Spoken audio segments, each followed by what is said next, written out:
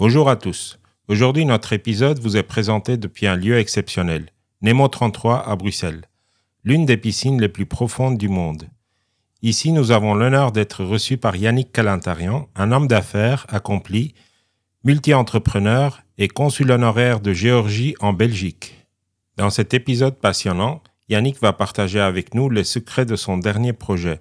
Nous plongerons dans ses premières aventures entrepreneuriales et découvrirons comment il évalue la faisabilité et la profitabilité d'un nouveau business.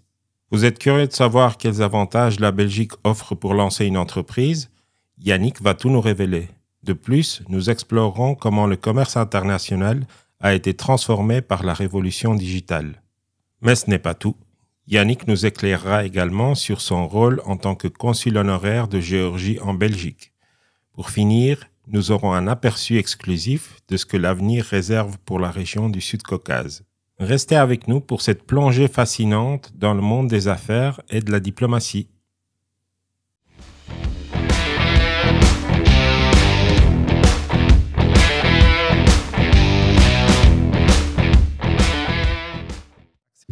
Yannick Kalantarian, merci beaucoup d'avoir accepté notre invitation.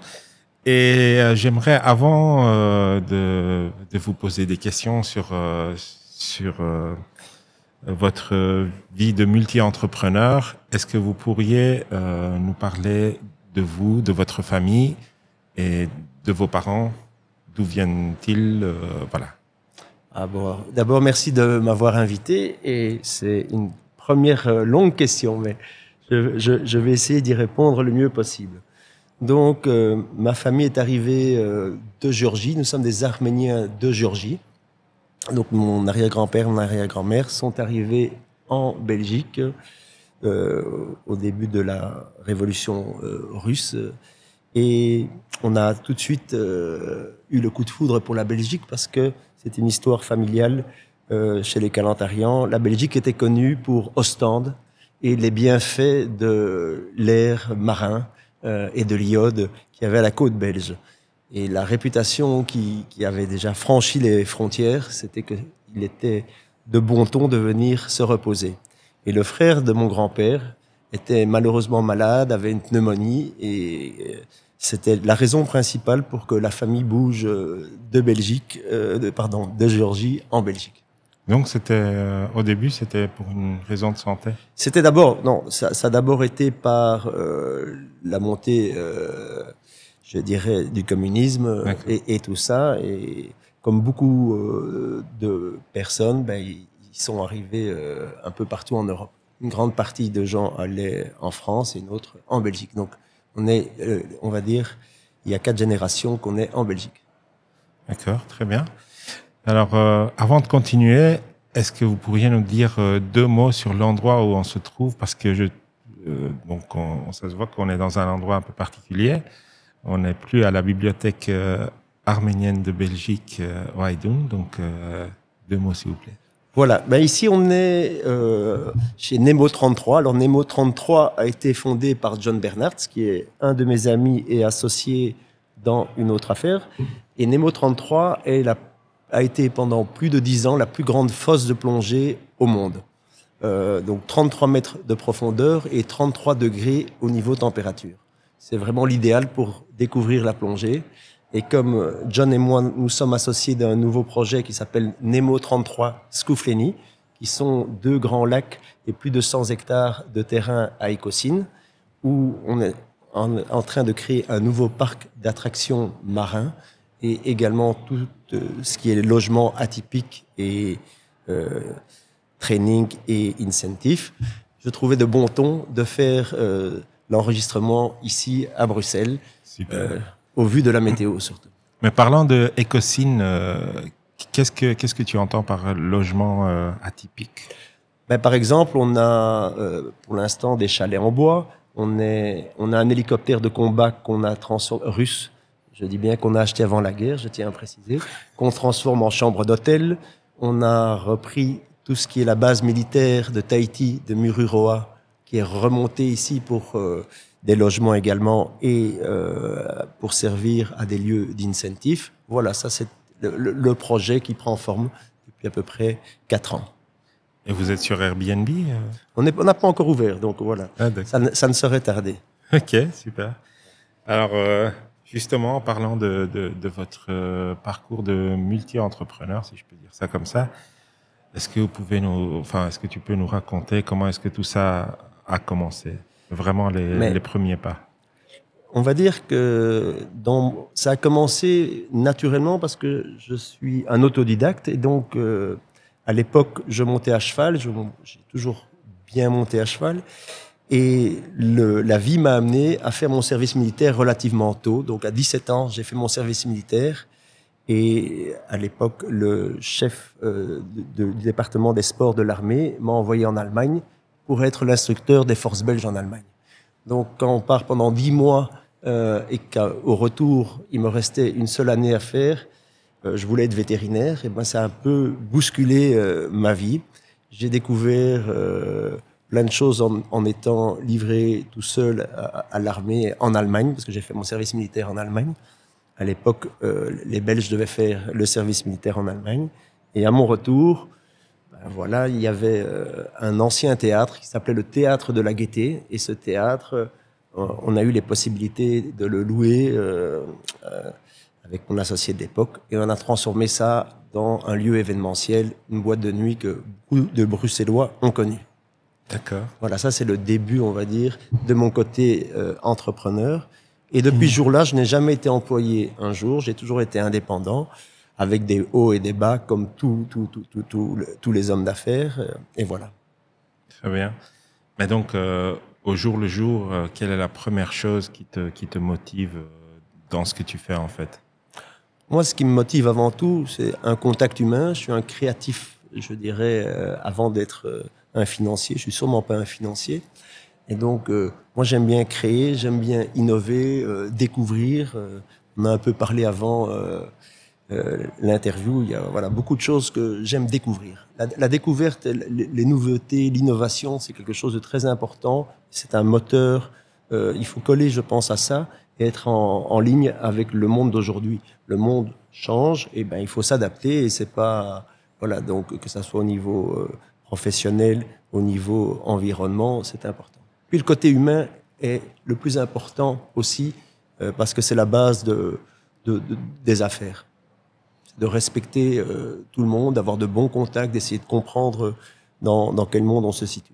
Et ça, c'est quelque chose que tu as appris, je veux dire, dans un enseignement plus ou moins formel ou tu as développé ça sur le terrain? Non, moi je pense que j'ai ce côté artistique par mon grand-père, ma maman, qui était professeur de piano, qui s'occupait aussi de l'orgue à l'église arménienne, mais ce côté ouvert d'esprit et avec un très bon contact humain, je pense que j'ai hérité ça. Et voilà, après, il faut savoir saisir le moment présent, les opportunités, et ça, c'est la vie qui fait le reste. Oui. Et alors, tu es dans beaucoup de secteurs différents d'activités, donc. Pardon. Et je voulais savoir comment est-ce que tu fais pour lancer toutes ces nouvelles aventures et les affaires qui sont déjà en place, comment est-ce que tu fais pour les gérer?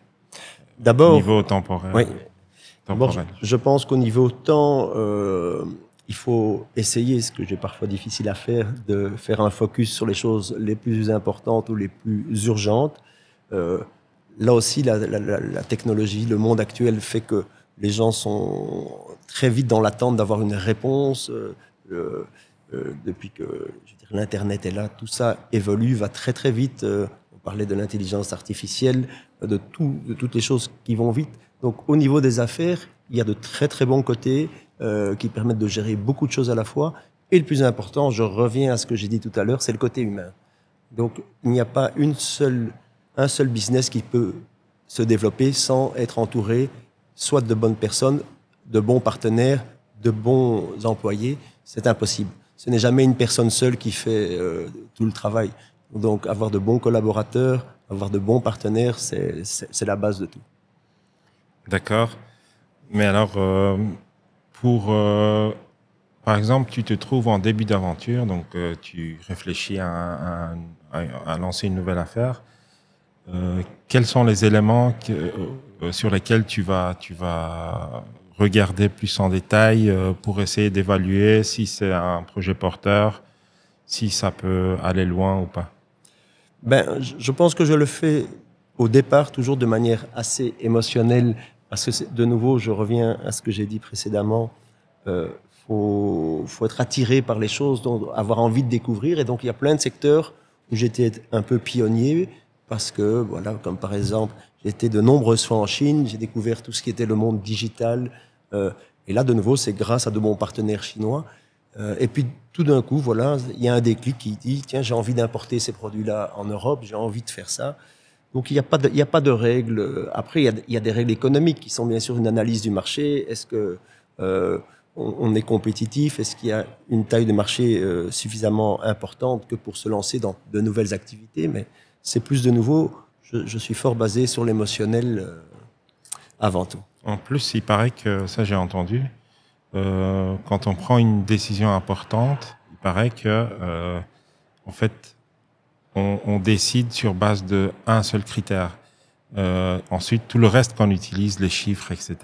Donc, pour appuyer un peu la décision. C'est justement pour se conforter, pour dire que voilà, sur base de ces chiffres, on a bien fait l'analyse, on a pris la bonne décision. Par contre, ce qui a fait le déclic, c'est vraiment une chose bien précise. Tout à fait, tout à fait. Et ça peut aller très très vite. Hein. Je veux dire, il y a peut-être des affaires dans lesquelles j'avais jamais pensé débuter et qui se sont vite transformées en de très très belles expériences parce que de nouveau, c'est une belle rencontre, c'est une bonne approche, une idée qu'on m'a soumise et puis voilà. Et justement, un domaine que tu connais pas, par exemple, comment est-ce que tu vas je veux dire, faire tes recherches, etc., pour un peu une nouvelle technologie qui vient de sortir, je sais pas moi, ça peut être le blockchain ou AI, etc. Comment est-ce que tu vas te rattraper pour faire ton évaluation? Mais je pense que d'abord, de nouveau, c'est être bien entouré, demander conseil aux autres et voir ce que les autres personnes pensent de nouveaux business pour se réconforter d'abord dans les choix et de moins, je dirais, en avançant, j'essaie de moins me diversifier et d'essayer de me concentrer sur les choses que j'aime bien faire et que je sais bien faire. Alors, j'aimerais un peu élargir la géographie et te poser la question suivante. Quand tu regardes, par exemple, le milieu des affaires en Europe et en Belgique plus particulièrement, comparé à celui aux États-Unis ou dans le reste du monde, quels sont les avantages et les inconvénients qu'on a de part et d'autre? C'est-à-dire, qu'est-ce qui nous facilite dans les affaires ici en Belgique? Qu'est-ce qui nous freine et vice-versa par rapport au reste du monde? Bon, d'abord, je pense que la Belgique a beaucoup d'atouts avant d'avoir des défauts. Donc, je préfère toujours de voir les choses. On va d'abord parler du positif. De parler du positif. Et il faut garder le positif parce que si on n'est pas satisfait du pays dans lequel on travaille, je pense qu'il est temps d'aller vers d'autres horizons.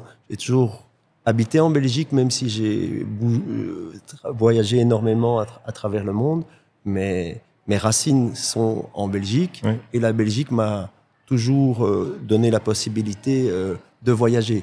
La force d'avoir un passeport européen, c'est qu'on peut voyager quand même très facilement dans beaucoup de pays et que ça permet effectivement, de la taille du marché belge, qui est un petit marché, d'aller très vite vers d'autres marchés qui soient voisins, que ce soit au niveau de la France, de la Hollande, de l'Allemagne, ou plus loin. Là, c'est vraiment un choix tout à fait personnel. Le monde est, je trouve, assez ouvert d'esprit pour des gens qui viennent avec de bonnes idées ou de bons produits. Donc, je me réconforte qu'on a quand même la chance d'être dans la capitale européenne avec une facilité de pouvoir voyager assez surprenante. Oui, et donc, comme tu connais aussi un peu la Chine, les États-Unis et ailleurs, est-ce qu'il y a des choses que tu as vues dans les autres pays que tu dis, OK, ça on devrait améliorer quand même chez nous en Belgique? Alors, J'ai appris et toujours de ne pas juger les autres pays parce que c'est très compliqué de donner, par exemple, on parle de la Chine, on parle des États-Unis, on peut parler d'autres pays d'ailleurs, en n'étant pas citoyen et en ne vivant pas là-bas, c'est difficile de donner une impression. C'est une perception qu'on a. Et en voyageant, j'ai toujours eu de très bonnes perceptions sur pas mal de pays et ça donne envie de développer des synergies. De nouveau, la taille du marché est tout à fait cruciale. On ne peut pas comparer des affaires aux États-Unis, par exemple, où c'est un pays beaucoup plus orienté vers l'entrepreneuriat, où on peut rebondir très facilement par la taille du marché et qui, de toute façon, est très ouvert aux entrepreneurs. Parfois, l'Europe a quelques freins à ce niveau-là, mais tout ça est en train de changer. Les lignes sont en train tout ça est en train de s'équilibrer très, très, très bien. D'ailleurs, aujourd'hui, on ne peut plus ignorer beaucoup de choses grâce aux réseaux sociaux, grâce à l'Internet. Donc, l'information circule à une vitesse tellement rapide qu'on peut, en temps réel, travailler de manière très facile avec d'autres pays. Et avec l'Asie?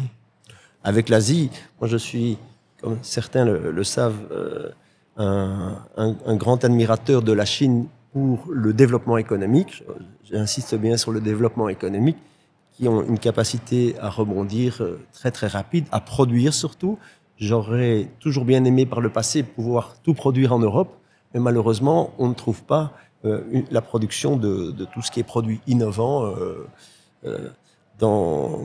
en Europe. C'est en train de changer aussi, mais voilà, l'attractivité du marché chinois a fait que j'ai fait pas mal de choses avec eux. Et le fait qu'on ne produit pas tout en Europe, les raisons qui sont là derrière, c'est juste le coût du travail, ou tu penses qu'il y a autre chose? Il y a d'abord le coût du travail, il y a tout ce qui est aspect logistique. Et de nouveau, la Belgique est un très bon hub au niveau logistique. On a l'aéroport à Liège qui est un hub extraordinaire. On a le port d'Anvers, de Zeebrugge. On a la chance d'avoir aussi une accessibilité à la globalisation grâce à la logistique. Donc, mais effectivement, je reviens à la question, le coût de la main-d'œuvre est élevé. Le climat général en Europe fait que c'est parfois plus compliqué de trouver des gens motivés, de recruter des gens motivés. Ça dépend des secteurs de nouveau. Malheureusement, beaucoup même de grandes sociétés sont obligées de délocaliser leur production, délocaliser la fabrication de toute une série de choses dues au coût du travail et à la compétitivité des marchés actuels. Oui. Et on parlait, avant de commencer, on parlait de nouvelles technologies, etc. Est-ce que y a une technologie en particulier que tu vois qui va bousculer, qui va vraiment changer le monde, et surtout la manière dont on fait du business dans le futur? Non, d'abord, je pense que le business a évolué grâce à la digitalisation, grâce à l'arrivée d'Internet. Ça a été un grand changement pour moi de la manière disons, uniquement de travailler, d'aller beaucoup plus vite dans certaines choses. Et après le Covid, on a tous découvert aussi qu'il y avait le télétravail, qu'il y avait moyen de faire des réunions à distance très facilement. Et aujourd'hui, on est dans une période de transition où il y a les compromis entre les réunions physiques et les réunions virtuelles. Et ça va très très vite. Au niveau de ce qui est un développement incroyable, c'est bien sûr, tout le monde en parle, l'intelligence artificielle. Alors il faut savoir que j'ai la particularité de dormir très très peu parce que j'ai besoin de moins d'heures de sommeil que les autres. Ça, c'est après avoir fait des tests du sommeil qu'on m'a dit ça. C'est combien moins d'heures? Je fais 5-6 heures. Voilà. Donc c'est pas... j'espère être reposé après ça.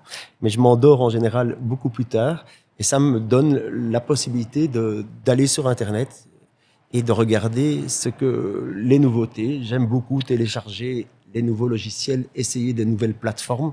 Et je trouve ça extrêmement enrichissant et intéressant de voir tout ce qui se développe. Après, je reviens au côté humain. Il ne faut pas négliger le côté humain. Ça ne sera pas une plateforme d'intelligence artificielle qui pourra tout faire, bien heureusement d'ailleurs. Et la créativité aussi, même si les outils sont hyper performants, je reste sur la force que l'être humain a encore dans la créativité. Voilà. Très bien. Alors, changeons de sujet un petit peu et je sais que vous êtes consul honoraire de Géorgie en Belgique. Est-ce que tout d'abord, vous pouvez, enfin, tu peux nous dire en 2 mots quels sont tes liens avec la Géorgie? Enfin, même si, bon, voilà, tu as déjà dit au début que tes parents étaient originaires de Géorgie. Et en quoi est-ce que ça consiste d'être consul honoraire d'un pays? Le rôle de consul honoraire est un rôle honorifique qui est, j'espère le croire, une forme de reconnaissance du pays qui vous nomme, en l'occurrence la Géorgie. Ça m'a fait fort plaisir quand la Géorgie m'a proposé, rien que par rapport à mes origines, mes arrière-grands-parents, d'être consul honoraire. Et le rôle d'un consul honoraire est d'être un pont avec le ministère des Affaires étrangères, avec l'entièreté des ponts qui soient économiques, culturels de la Géorgie et de la Belgique. Donc on est toujours très content, je parle ça au nom de tous mes autres collègues consuls honoraires d'autres pays, d'être de bons activateurs de réseaux et de networks. D'accord, donc il s'agit de faire des missions économiques comme tu as fait récemment là au Sud-Caucase, donc c'était Géorgie, Arménie. Oui, il y a bien sûr les missions économiques, il y a bien sûr un rôle de soutien dans l'avenir du pays, du développement, de l'ouverture. Par exemple, je parle pour la Géorgie qui maintenant va avoir le statut de candidat au niveau de l'Union européenne, de pays candidat. Je trouve que c'est une belle avancée. Je n'ai absolument rien à voir là-dedans parce que de nouveau, un consul honoraire ne fait pas de politique, il fait surtout du networking. D'accord, donc uniquement du culturel et de l'économique. Oui, mais bon, c'est déjà assez large. Mais je veux dire, la diplomatie est large, hein, donc. Voilà, mais je pense que ce qui est très très bien, c'est d'être consul honoraire d'un pays qui bouge. Ça motive énormément. Oui, donc tu connais bien la région du Sud-Caucase. Et selon toi, quelles sont les raisons pour lesquelles l'Europe, les États-Unis et le reste du monde commencent de plus en plus à s'intéresser à cette région? Quelle est sa particularité? Mais je pense que voilà, la région a toujours été un grand hub par sa position stratégique dans le Caucase. Et tant la Géorgie que l'Arménie sont des peuples de travailleurs orientés vers une diaspora, surtout pour les Arméniens, assez importante. Et c'est une force, effectivement, une force, une faiblesse. Mais je pense que pour venir sur l'Arménie, la diaspora est assez présente et on a des relais très importants. Au niveau de la Géorgie, le choix de s'orienter vers l'Europe, pour moi, est un excellent choix. L'accessibilité à toute une série de marchés, la Géorgie a cette force d'avoir des accords de libre circulation ou des traités au niveau de tout ce qui est importation et exportation de biens avec énormément de pays. C'est un vrai couloir. De nouveau, on parlait précédemment de tout ce qui est logistique. Au niveau de la logistique, c'est un vrai hub dans le Caucase. Les pays à côté de la Géorgie l'utilisent d'ailleurs tous, tellement que le hub est important. Alors justement, ça peut être un couloir, ça peut être des voies de communication, le Caucase. Et d'ailleurs, récemment, on avait parlé de créer cette route qui allait d'Inde, en passant par l'Iran, par l'Arabie Saoudite et tout ça. Et en allant, il y avait 2 routes en fait, une qui traversait cette région et donc pour aller finir en Israël, et l'autre qui passait plus sud-nord, et donc pour passer par l'Iran, l'Arménie, la Géorgie pour aller en Europe. Est-ce que ce projet risque de voir la lumière un jour? Ben, je veux dire, on va parler d'un projet précédent qui était donc la réactivation par la Chine de la route de la soie, qui effectivement s'est fort développé. Bien sûr qu'au niveau géopolitique, le conflit Ukraine-Russie change absolument la donne. Là, la même chose actuellement, vu l'état de guerre entre la Russie et l'Ukraine, malheureusement également au Moyen-Orient, tout ça fait que certains projets vont devoir être changés ou adaptés. Et je souhaite que les hommes puissent revenir vers la raison, pouvoir vivre en paix. Mais bon, ça, de nouveau, je ne suis pas politicien et je pense que la nature humaine, malheureusement, ne fait pas qu'on soit très pacifique. Et justement, tu avais parlé de l'Arménie et combien c'était important qu'elle se tourne finalement vers l'Europe, donc pour développer un peu son économie et tout le reste. Et on voit aussi des risques par rapport à ça, à la fois en Géorgie et en Arménie. Je veux dire, il y a des éléments quand même dans la politique qui font que on va pas, on n'avance pas assez rapidement dans les travaux, parlant en Géorgie, dans les travaux d'accession à l'Union européenne. En Arménie, on est encore plus loin que ça. Et donc, comment est-ce qu'on peut, je vais pas dire éviter ces risques, mais parce qu'ils sont réels, comment est-ce qu'on peut essayer de neutraliser tout ça? J'aimerais bien pouvoir répondre à cette question, mais c'est extrêmement politique et je vais revenir à ce que j'ai dit. J'aimerais bien qu'on arrête les conflits, mais c'est aussi très difficile de changer du jour au lendemain de partenaire. C'était le cas de l'Arménie qui était proche de la Russie. Ça ne se fait pas en un coup de baguette magique. Et je veux dire, je suis très triste, par exemple, de ce qui s'est passé au Karabakh, du peu de retombées médiatiques par rapport à ça. Il y a quand même, on le sait, plus de 120 000 Arméniens qui ont été déplacés. Et je trouve que les médias n'ont pas relayé l'information comme il fallait. Ça, je trouve ça vraiment dommage.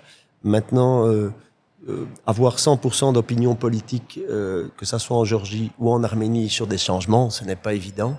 Et je me réserverais bien de prendre un avis tant sur la Géorgie que sur l'Arménie, n'étant pas politicien et n'étant pas mandaté pour cela. Voilà.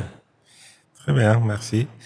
Et on va un peu parler de la diaspora arménienne, justement, parce que je pense que elle a un rôle à jouer pour faciliter les échanges, que ça soit culturel, business, avec l'Europe. Bon, là, on parle avec l'Europe.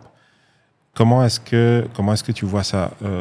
Et rappelons que donc avec Valérie Safarian, vous êtes à la tête de la Chambre de commerce Belgique-Arménie, et donc que vous pouvez parler en connaissance de cause.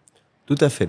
Je pense que justement au niveau des relations commerciales, la force de l'Arménie, de la communauté arménienne, de la diaspora arménienne, c'est qu'on est très très facilement en contact, que ça soit avec l'Arménie, que ça soit en dehors de l'Arménie, avec des personnes comme moi d'origine arménienne, parce que cette fierté, j'aimais toujours quand Charles Aznavour, quand on lui posait la question, on lui demandait « Est-ce que vous êtes français ou vous êtes arménien ?» Il disait « Je suis 100% français et 100% arménien. » Alors moi, je pourrais dire la même chose, je suis 100% belge, 100% arménien et 100% géorgien. Voilà.